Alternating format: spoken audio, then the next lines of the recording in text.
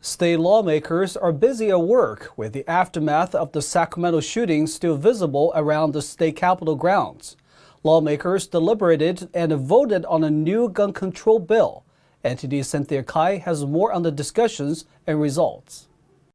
The Senate Judiciary Committee held the first hearing for Senate Bill 1327 on Tuesday afternoon. Senator Bob Hertzberg introduced the bill in February. The bill would allow private citizens to sue any person who manufactures, distributes, or transports illegal weapons in the state, such as ghost guns. Now, the bottom line, and the question is, will it work? I don't know. But if it saves one ghost gun, if it saves one assault weapon that can be used in a crime, with the numbers that we've seen, it's an important new tool. It's an important incentive. Hertzberg says the idea is modeled after a Texas law that takes the same approach to abortion. If Texas can use this mechanism to take away a woman's rights to choose and endanger lives, California can use the same mechanism to do anything creative to ban deadly weapons of war and save lives. However, if the Texas law is ever found unconstitutional, the ruling would also void Hertzberg's SB 1327. This is sort of comes under the monkey see, monkey do rubric, and hopefully we won't be doing the monkey see, monkey do thing all the way till the end of this year's session. Umberg supported the bill, but says he hopes the bill does not proceed further, citing potential rulings on the Texas abortion law. In the end, the committee passed the bill in an 8-1 vote, with Republican Senator Brian Jones voting no. The bill is now headed to the Senate Public Safety Committee. Lawmakers have a handful of other gun-related bills to consider this year. Some are AB 1594, a measure that would give California's Attorney General power to sue gun manufacturers, and AB 1621, which would further restrict the number of ghost guns in the state.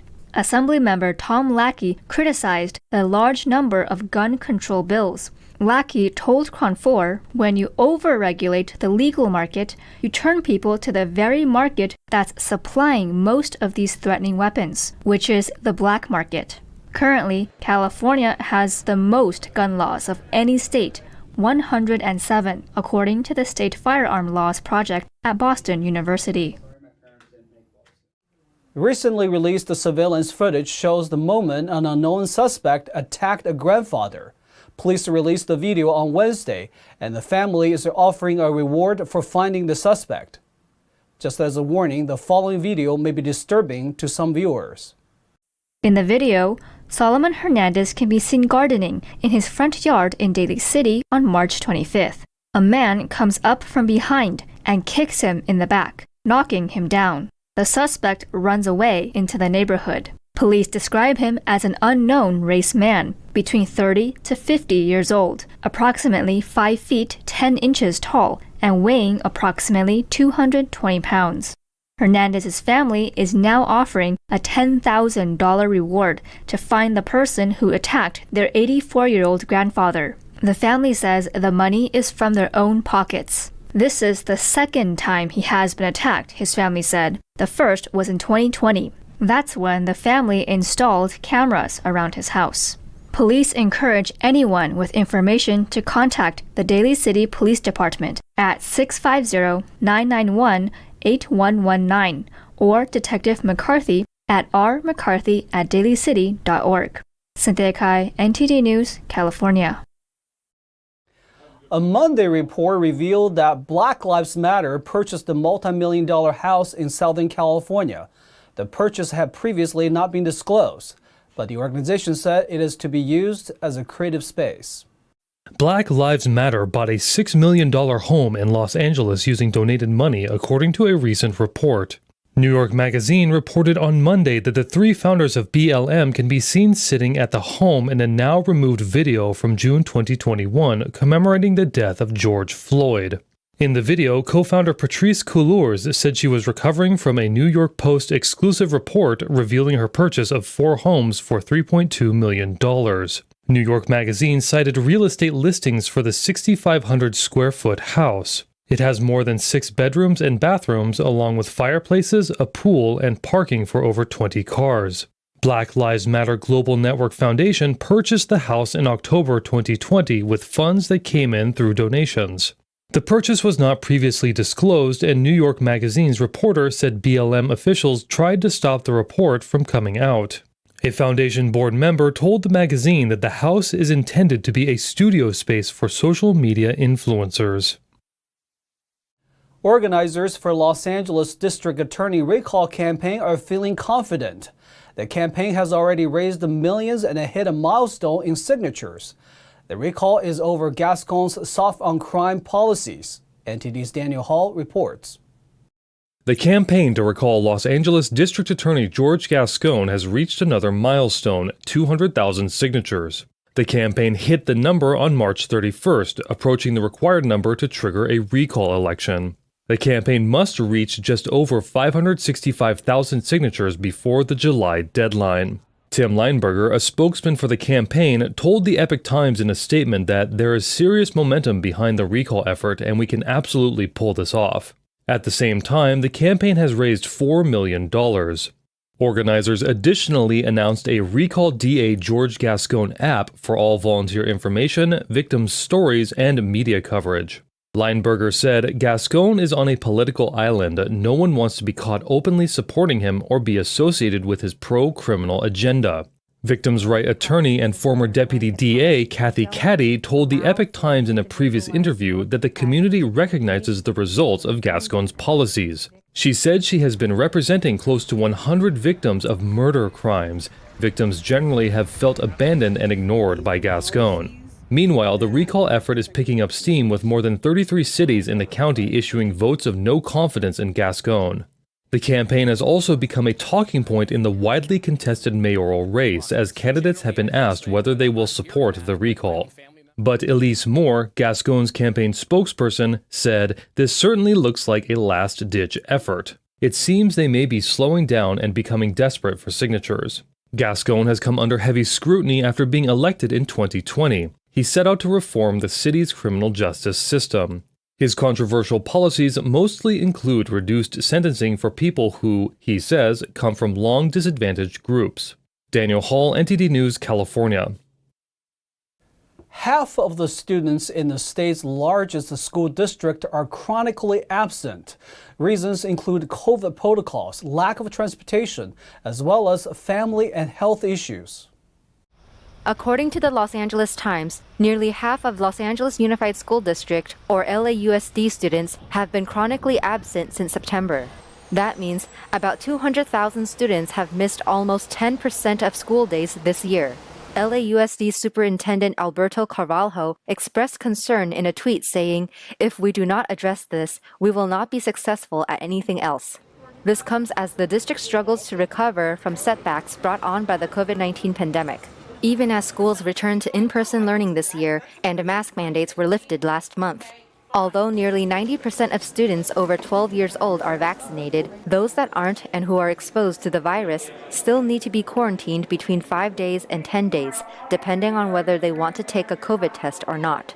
Other reasons for the absenteeism cited in the report were lack of transportation, poor physical or mental health, and family issues. By comparison, according to a January 2022 report by the California Department of Education, for the 2020 to 2021 school year, about 14% of students statewide were chronically absent. California is already not well known for its public schools, but the pandemic has apparently made things even worse. According to analysis of state's standardized tests, math scores of average 8th graders were comparable to those of 5th graders. California students are behind in basic knowledge and skills. According to an analysis by David Wakelin, a consultant at Union Square Learning, a nonprofit that works with school districts, student achievement declined in literacy during the pandemic and was worse in math.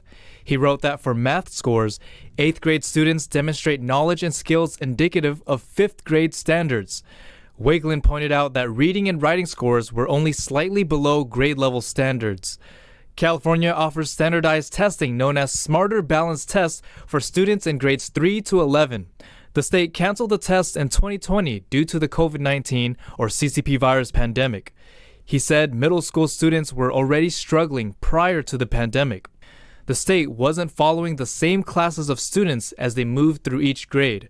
Instead, it compared one 8th grade class to the previous year's 8th grade class. Last year, Asian students' average scores were in the upper range of exceeding standards. Black and Latino 8th grade and low-income students averaged far below standard. State officials have cautioned against overanalyzing the 2021 test scores. Fewer than 1/4 of students took the test due to the pandemic. Wakeland offers the following solutions: having a guide that shows math teachers how to correct students' misunderstandings and adjust the daily teaching, as well as providing teachers with professional learning and coaching. Disney is bringing hugs back again. Fans going to the U.S. parks will be able to give hugs, sign autographs, and interact up close with their favorite characters in mid-April. Mickey Mouse will soon be able to hug again.